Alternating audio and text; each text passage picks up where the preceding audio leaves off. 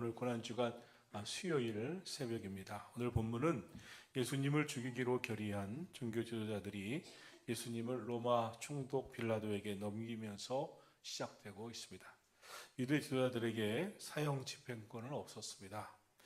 그때 로마의 식민지로 있었던 유대 나라는 모든 사형 언도는 로마 제국에서 파견된 총독에게 있었기 때문에 예수님을 처형시켜 달라고 이렇게 총독에게 요청을 하게 됩니다.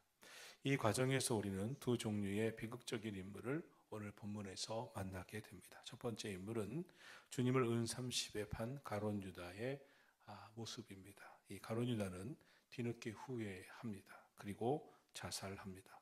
두 번째 인물은 진리를 알면서도 군중의 압박에 굴복한 빌라도가 선택한 것입니다.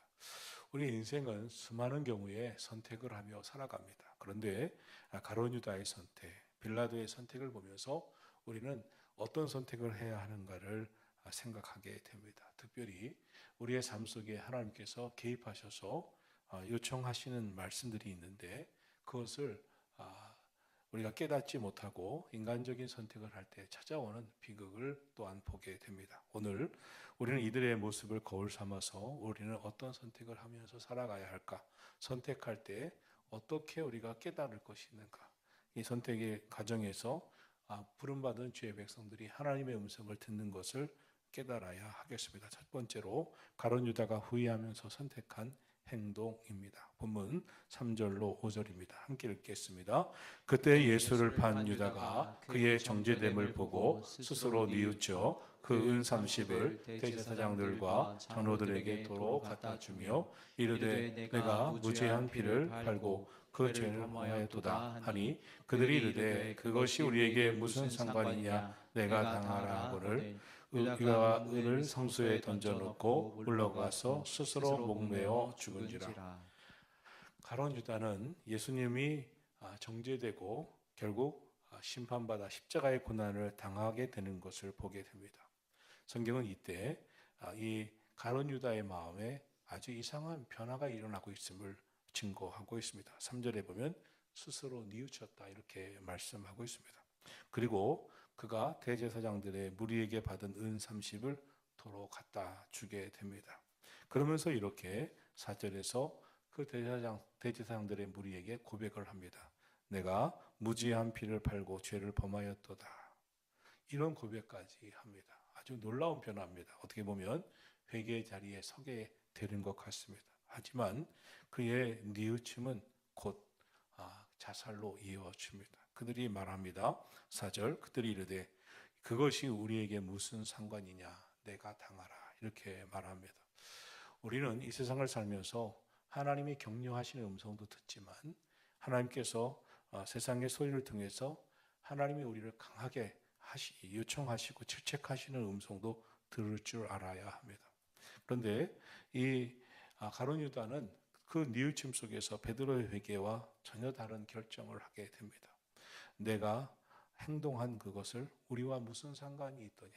너는 뉘우칠지 모르지만 그거 다 네가 당하라. 이렇게 하는 소리를 가룟 유다가 듣게 됩니다. 그러면서 곧바로 그 은을 던져놓고 스스로 목매어 죽였다 이렇게 말하고 있습니다. 베드로는 회개하는 길을 선택했지만 가룟 유다는 자신의 죄를 깨닫고도 그 죄를 들고 예수님께로 나아가지 않습니다. 대신 스스로 생명을 끊는 길을 선택합니다. 베드로는 자신의 죄와 연약함을 보면서 울며 통곡했지만 유다는 자신의 죄책감에 함몰되고 또 그가 회개하는 용어를 쓰면서 대제사장의 무리에게 얘기할 때 오히려 네가 당하라고 하는 그런 충격적인 말을 들을 때 그는 모든 것 다 포기하고 목매어 죽는 길을 선택하게 됩니다. 우리는 살면서 후회할 때가 있습니다. 그때 우리에게 필요한 것은 자책이나 절망으로 끝나는 게 아닙니다. 그때 우리가 선택할 것은 우리에게 그 시간에 나에게 주시는 주님의 음성입니다. 우리는 내 죄보다 더 크신 주님의 용서를 믿어야 합니다. 십자가 앞에 다시 나가서 회복의 시간, 회개의 시간을 가져야 합니다. 어떻게 보면 이 가룟 유다에게 이 모든 것은 네가 당하라, 네가 한 일이지 않느냐 하는 대제사장들의 무리는 어떻게 보면 그들의 입을 통해서 하나님이 우리에게 하시는 말씀일 수도 있습니다. 내가 잘못이구나. 나의 잘못이구나 하면서 처절하게 회개하는 길을 선택하지 아니하고 그는 죽는 길을 선택합니다. 인생에 망하는 길로 갈 때 첫 번째 행동이 뭐냐면 모든 것이 조급하면서 행동하는 겁니다. 거기서 깊은 묵상이 없습니다. 나는 왜 그랬을까? 이런 상황이 왜 이루어졌을까? 지금 내게 하나님께서 하고자 하시는 말씀은 뭘까? 우리는 반드시 인생에서 살아가면서 실패와 실수를 경험할 때마다 하나님이 나에게 하시려는 말씀은 무엇일까? 하나님이 왜 나에게 네가 당하라 하는 말씀을 주셨을까? 이것을 도무지 생각하는 사람과 도무지 생각하지 않는 사람이 나옵니다. 예수님을 핍박하던 사울이라고 하는 청년이 담에서 도상에서 예수님을 만납니다. 그때 예수님이 그에게 음성을 들립니다. 그때 그는 변화됩니다. 그리고 초대교회를 이루는 훌륭한 지도자가 되게 하십니다. 인생에는 수많은 경우 나를 치는 일들이 있습니다.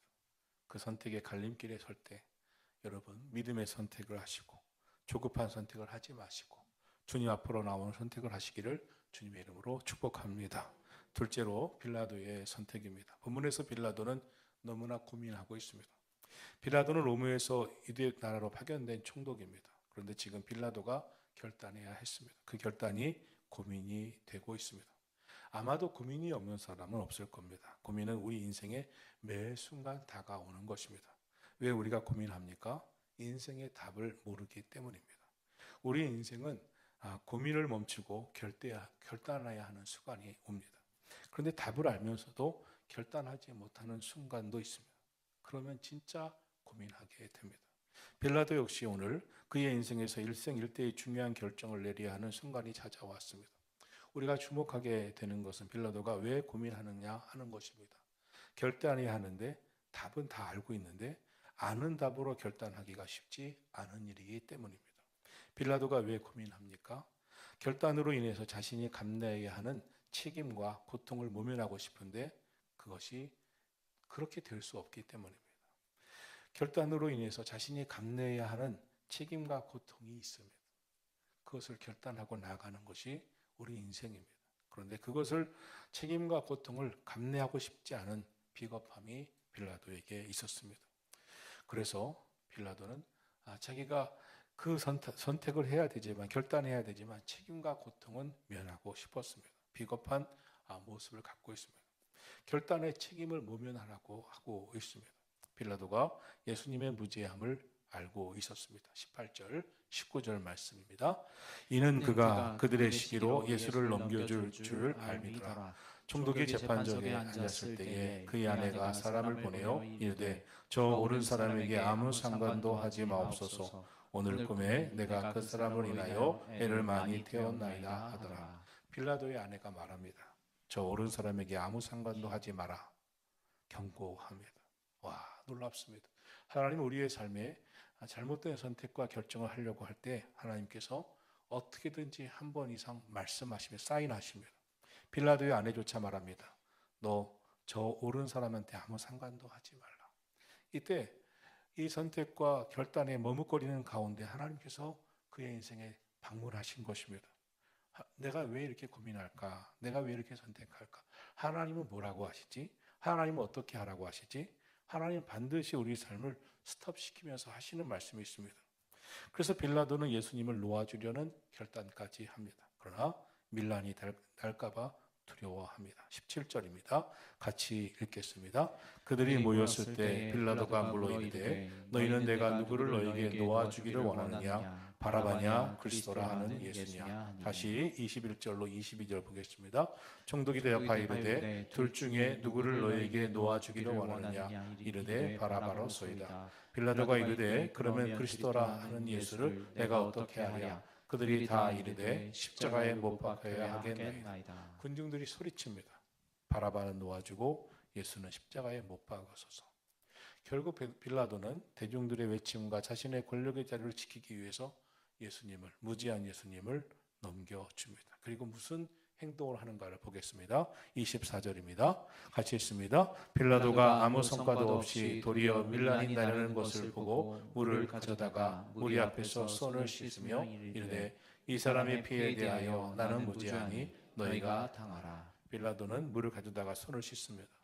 자신은 무죄하다고 말합니다. 그러나 물로 손을 씻는다고 해서 그가 지은 그 비겁함의 방관죄가 씻어지는 것은 아니죠. 오늘 우리 앞에도 예수냐 바라바냐, 예수냐 세상이냐, 예수냐 하나님의 뜻이냐, 세상을 향해서 나가는 내 자아가 원하는 생각대로 사는 것이냐, 선택의 순간이 옵니다. 왜 내게 이런 일이 생겼을까? 여러분은 어떤 선택을 하고 계십니까? 혹시 하나님 아버지께서 기뻐하시는 선택을 하고 있습니까? 아니면 하나님께서 기뻐하시지 않을 선택을 하고 있습니까? 오늘 본문의 가장 놀라운 역설은 무엇입니까? 흉악한 죄수 바라바는 풀어주고 죄 없으신 예수님이 그 대신 십자가로 가셨다는 사실입니다. 사실 바라바가 있어야 할 자리는 바로 저와 여러분의 자리였습니다. 죄인이 서야 할 자리였습니다. 그런데 우리가 죽어야 할 그 자리에 주님이 대신 서십니다.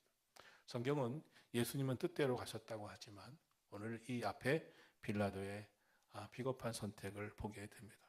고난주일 수요일입니다. 빌라도처럼 답을 알고도 옳은 선택을 하지 못하는 인생이 되지 말기를 바랍니다. 내가 걸어가야 할 그 길에 있는 무게가 너무 싫어서 옳은 선택을 하지 아니하고 우리의 인생을 하나님 선하신 뜻대로 살지 않은 비겁함이 오늘 우리에게 있다면 우리 회개해야 됩니다. 가룟 유다처럼 절망하다가 깨닫고도 뉘우치다가도 회개하기보다 스스로 조급하게 죽는 길 선택하지 맙시다. 오직 우리를 구원하시기 위해서, 나를 위해서 대신 십자가의 고난을 택하신 예수님을 기억하고 하나님의 영광에 합당한 선택을 하는 우리 모두가 되기를 축원합니다. 이 고난주간 저와 여러분의 삶에 하나님의 선하신 뜻이 이루어지기를 예수 그리스도의 이름으로 축원합니다. 기도하겠습니다.